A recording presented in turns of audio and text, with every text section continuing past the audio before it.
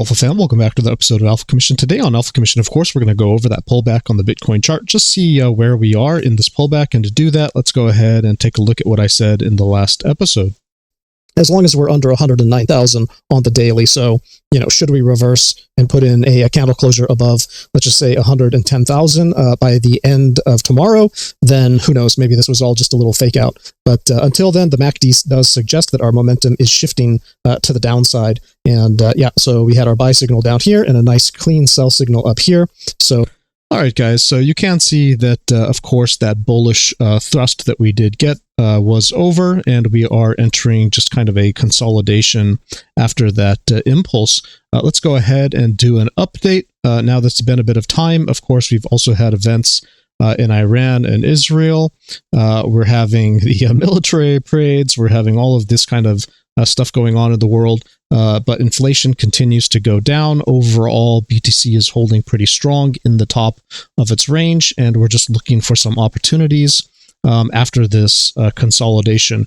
Really, we're just going sideways in indecision. We have a low, we have a higher low, possibly an even higher low, but we also have a high and a lower high. And so that just suggests that, structurally, we are in a little bit of indecision right now. If I do go ahead and throw on our guides, you can see that the long that we took at the bottom of this market off of my golden parabola absolutely has maxed out. So if you guys took that trade with the Alpha fam, congrats, you guys are absolutely killing it. Here we did give the signal for that pullback.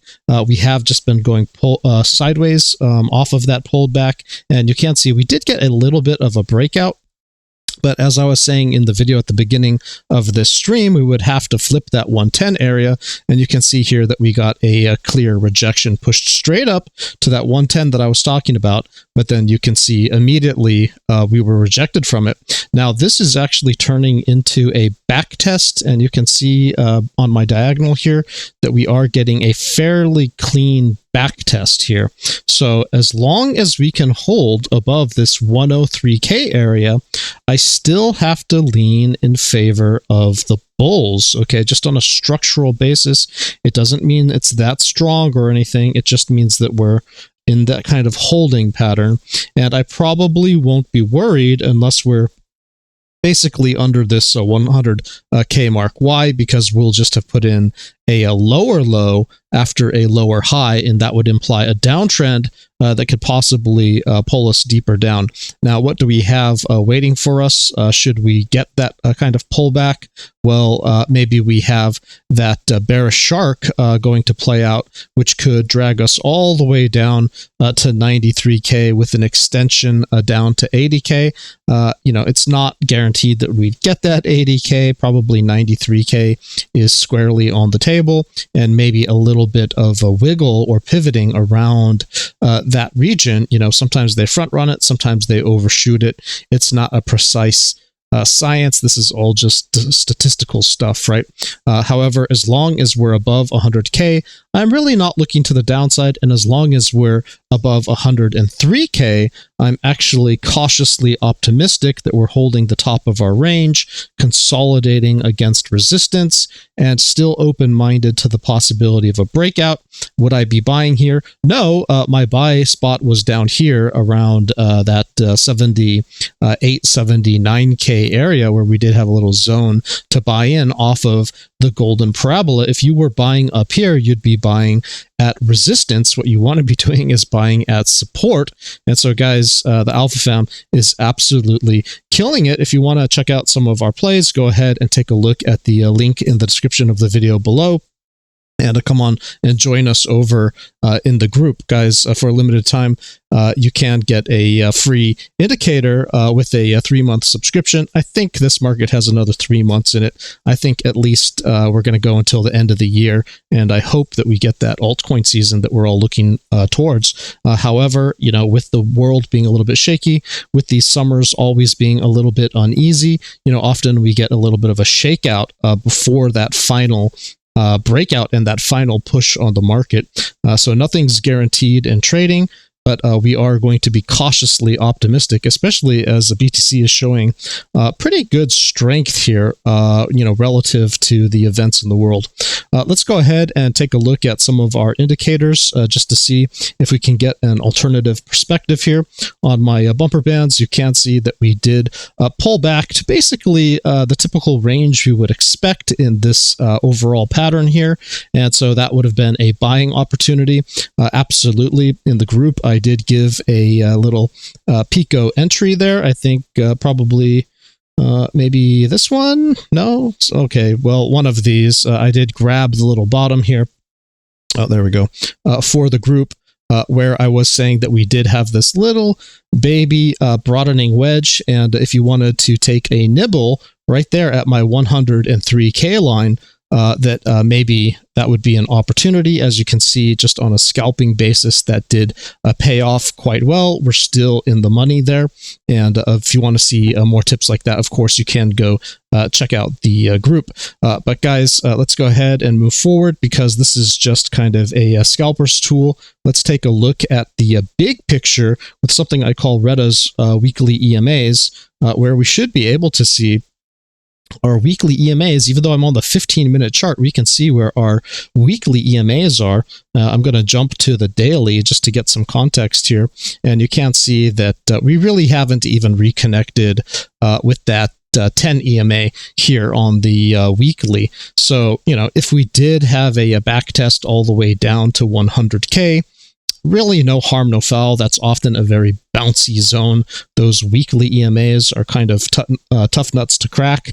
And should we break down from there, that's when we could see that possible 95, maybe a overthrow down to that kind of 93, low 90s area. Should we then make contact with the 21 EMA on the weekly? Now, I really don't want to get into a 10 20 squeeze on the weekly. Those things can be devastating, but any bounce on top of the 10 weekly here, I really, I'm really not too worried about it. Just you're going to have to start being a little bit cautious underneath there. Okay, so let's go ahead and take a look at our divergences. And you can see that we did have a couple drives of Class A bearish, and now we're having a little bit of a hidden bullish. So maybe there's a little bit of an opportunity here. I did finish coding 3 new indicators. We can see that hidden bullish here on my RSI.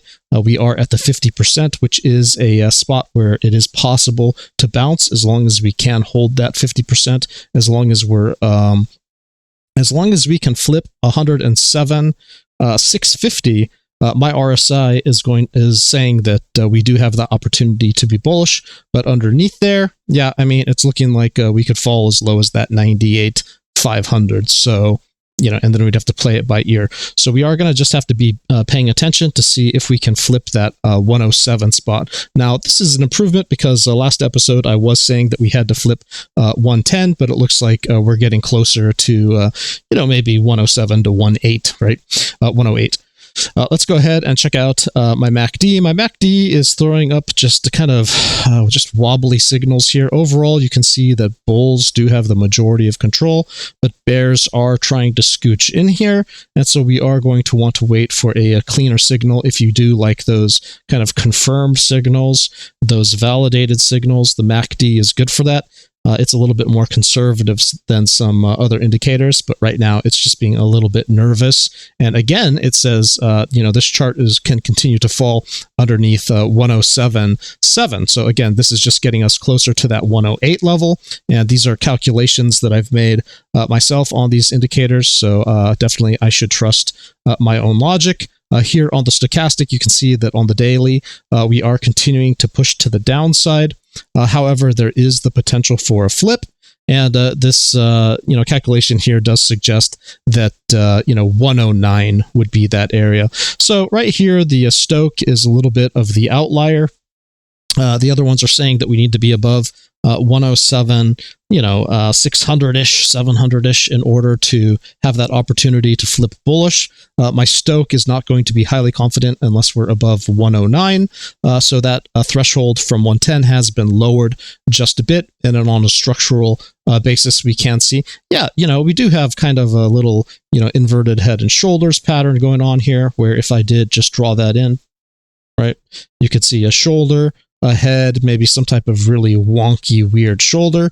Should we flip this area, anywhere above that 107, and then, obviously take out whatever this little wick is right here around that kind of 109 region? Yeah, I mean, that makes a lot of sense. There's an opportunity for us to continue pushing. This is going to start looking like a cup and handle. And then, again, we can play it by ear from there. But there definitely is a pathway up on this chart. And so we're going to want to just be open-minded to both directions, especially if the war in Iran ends up being short. Maybe the Iranian government capitulates and surrenders, or at least opens up the pathway to some type of treaty just to settle this all.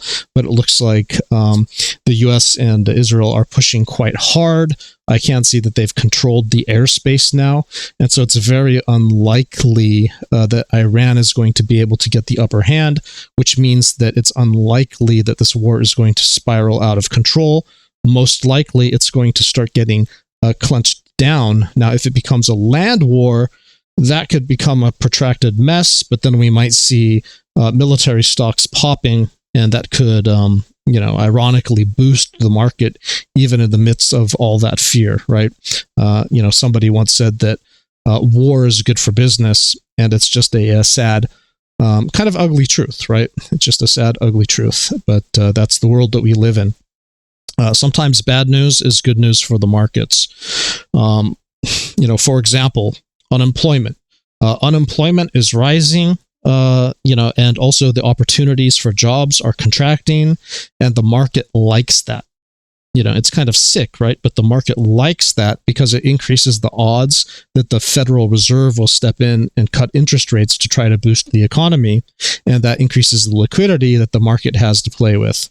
So, again, sometimes bad news is good news, and that's why the psychology is a big game in trading. If we do go over to my Ichiban indicator, you can see that while we did flip bearish temporarily, we did get that pop on that breakout, and unfortunately now we're still postured bearishly. Could that flip once we cross that 107 or 109 threshold? Maybe. But this is just a back test. I would have expected this move anyway. And so, we may just have a little bit more time in this market before we get a very clear picture, and that's fine. Maybe even into July. We do have the Fed decision coming up on the 18th, and that could also be a catalyst. Here on the money glitch, you can see a little bit more of a neutral perspective. Now, my money glitch indicator does work extremely well on Bitcoin, not so much on altcoins. I do have to find the reason for that, but it works brilliantly on Bitcoin, and it's just very neutrally postured, which is pretty much my position as well. So I am favoring the money glitch there, and then the infinite money machine, a little bit more jittery, but good for trades. We did have a buy and then a sell signal. Brilliant entry, brilliant exit, and it is suggesting that just like the MACD, which is part of its logic, that we do need to flip that basically 108K area before we can really confidently take another buy position and find a little bit of support there, right? Here on the Squeeze Deluxe, we can see that we do have some headroom here until maybe 101, maybe a little bit of an overthrow in this area down to that kind of 97, 98 level, where we would kind of run out of that bandwidth on our typical contraction. And you can see also the daily 200 EMA coming in above that 93, followed by the 300 daily EMA around that 88 should we get down into this level. And those would be very supportive EMAs. You can see how we launched off of them down here around my original entry. And so I wouldn't expect that we would break those. I would expect a hard bounce off of it, at least a pity bounce, and then a retest. But that could be incredibly supportive should we break down into that area. I'm not sure that the market's going to get there, though. We'll see. Here on the... let's see. Here on the momentum channels, we can see that as long as we are below 106,000, basically we're not even having bulls be in control on the day. So we do have to, at a minimum, flip that 106,000, at which point, yeah, it looks like 112 is actually within our sights on our daily momentum. So it could easily be a hop and a skip up to 112. But as long as we're under 16, you know, I just really wouldn't hedge in that direction. Probably I would just be taking a very neutral perspective here. And we do have a slight advantage to the daily bears towards that 99 to 100K area. Okay. Again, it's just really right on the line. I'm not really going to give a strong advantage to anyone there, but in terms of who has control as of this moment, as of this recording, slight edge to the bears, literally right at the neutral point. So very difficult to call that one. Should we flip 112? Definitely bulls have control. Should we lose 99K? Definitely bears have control. Okay, so those are your lines in the sand. All right. Here we can see one of my newer indicators, the pivot points, where we do have to hold our momentum above 106, also suggesting that under 106 we are losing momentum.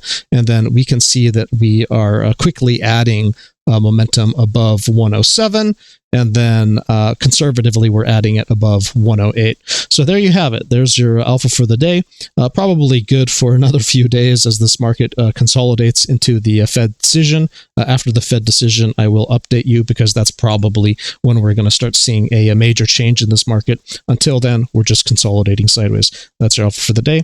Stay safe and happy trading.